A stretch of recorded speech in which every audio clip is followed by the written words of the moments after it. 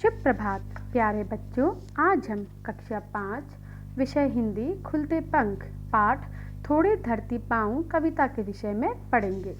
उक्त कविता सर्वेश्वर दयाल सक्सेना जी के द्वारा लिखी गई है, जिस कविता में कवि विनती कर रहा है कि हरे भरे पेड़ों को कटने मत दो और इस पर्यावरण के संतुलन को बिगड़ने न दो। तो कविता में कवि कहता है कि पेड़ पौधे और हरियाली हम सबको भाती है।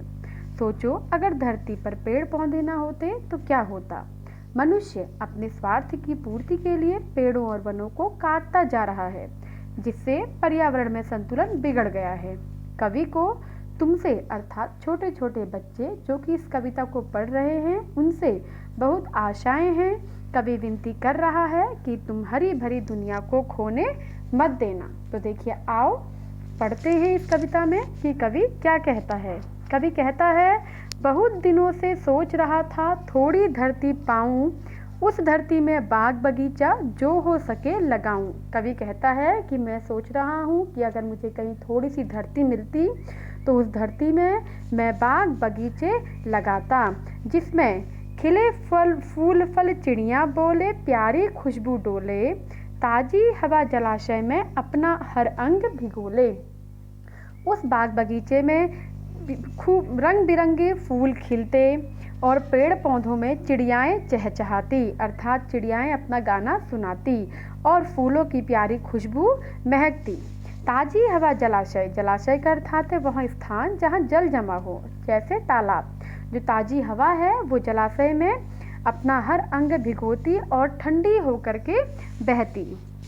लेकिन 1 इंच धरती भी कहीं नहीं मिल पाई, एक पेड़ भी नहीं कहे जो मुझको अपना भाई। कवि कहता है कि लेकिन इस दुनिया में मुझे कहीं भी 1 इंच धरती नहीं मिल पाई जिसमें मैं पेड़ लगा सकूं और वो पेड़ मुझे अपना भाई कहे।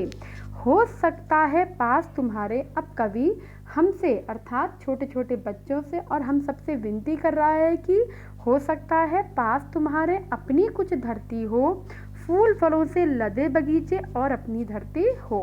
कवि कहता है कि हो सकता है तुम्हारे घर के आसपास कहीं थोड़ी सी धरती हो जिसमें बहुत सारे फूल और फलों से लदे हुए बगीचे हों जो कि तुम्हारे अपने हों। हो सकता है कहीं शांत चौपाए घूम रहे हों, हो सकता है कहीं सहन में पक्षी झूम रहे हों। कवि कहता है कि जो ज़मीन तुम्हारे पास है, जो धरती तुम्हारे पास है जिसमें फूलों फलों से लदे हुए बगीचे हैं, वह कहीं शांत जगह पे हो जिसमें चौपाए 4 पैरों वाले पशु घूम रहे हों। और हो सकता है कहीं सहन, सहन का अर्थ होता है आंगन में पक्षी झूम रहे हो, जो आंगन में तुम्हारे पेड़ हैं उसमें पक्षी झूम रहे हों। है तो विनती है यही।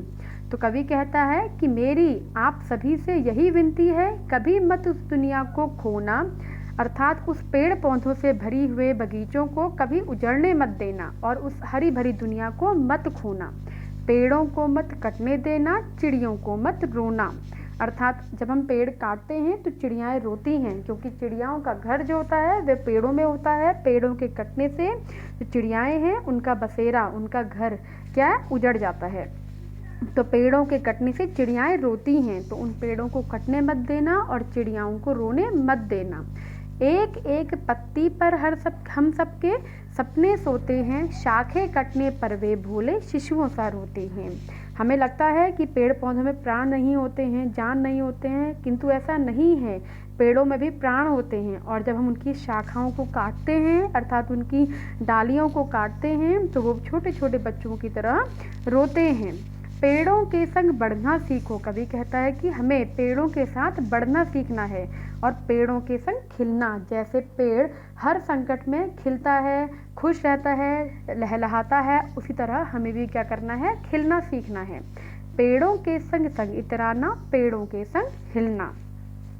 बच्चे और पेड़ दुनिया को हरा भरा रखते हैं। कवि कहता है कि जिस प्रकार छोटे छोटे बच्चे होते हैं वो घर में हमेशा खुशियों का माहौल रखते हैं, उसी प्रकार पेड़ भी इस दुनिया को हरा भरा रखते हैं।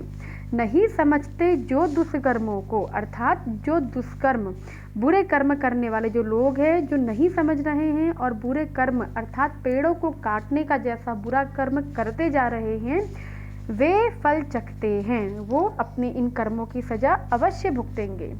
आज सभ्यता वहसी वहसी का अर्थ है असभ्य, जो सभ्यता है आज वो बिल्कुल असभ्य हो गई है, पेड़ों को काट रही है, जहर फेफड़ों में भरकर हम सबको बांट रही है। जहर फेफड़ों में भरकर अर्थात पेड़ों को कटने से जो प्राणदेह शुद्ध वायु है वो हमें नहीं मिल रही है, उसके स्थान पर हमें गंदी हवा मिल रही है। तो जहर फेफड़ों में भरकर हम सबको बांट रही है, पेड़ों के कटने से हमें दूषित वायु मिल रही है, जो कि हमारे फेफड़ों में जहर रूपी भर रही है।